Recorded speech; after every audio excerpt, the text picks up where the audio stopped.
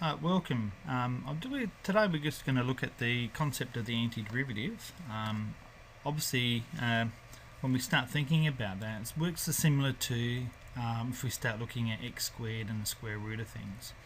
So that's probably the simplest example I can explain to you. If we are looking at this, so what it's saying is the derivative of f of x is equal to f dash of x. Well, the antiderivative of that then is f of the x. So you'll need to do some examples out of question 6c. So I'm just going to do a couple of similar ones for you. So let's have a look at this one here. So if we've got to find the derivative of, say, something like x to the 7th, that's going to be equal to 7x to the 6. So if I want to find what the antiderivative of x to the 6 is, then what I need to do is get rid of this value here and bring it across at the side. So obviously when we start looking at that, so that would become 1 on 7 of x to the 7 dx. That's going to give me x to the 6. Alright, so that would be, this value over here is the antiderivative of x to the 6 by using the concept of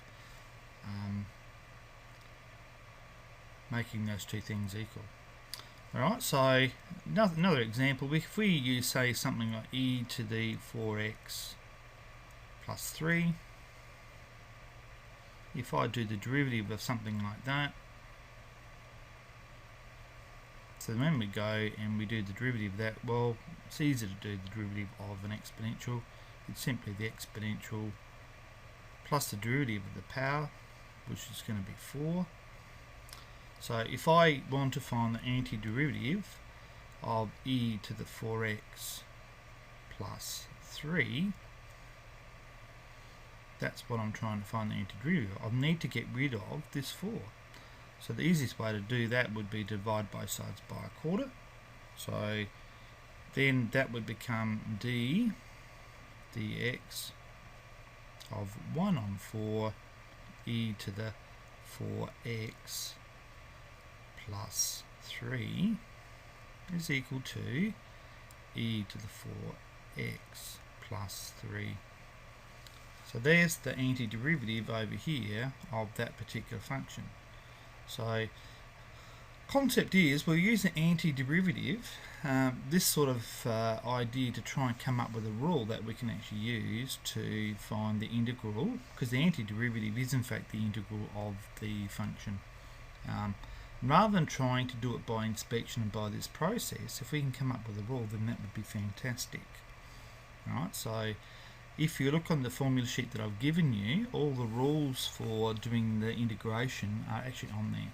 Alright, so you'll find this one here relates to the concept of, if you're doing the integral of x to the n dx, then the rule is that becomes x to the n plus 1 all over n plus 1.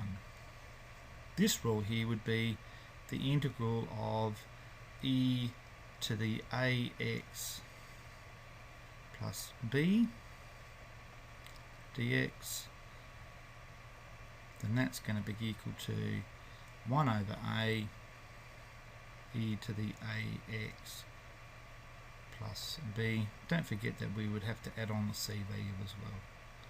Alright, so that will be all we're going to do today. I'd like you to have a go at exercise 6c and have a go at those antiderivatives and thinking about the opposites of what you derive as the way of doing those.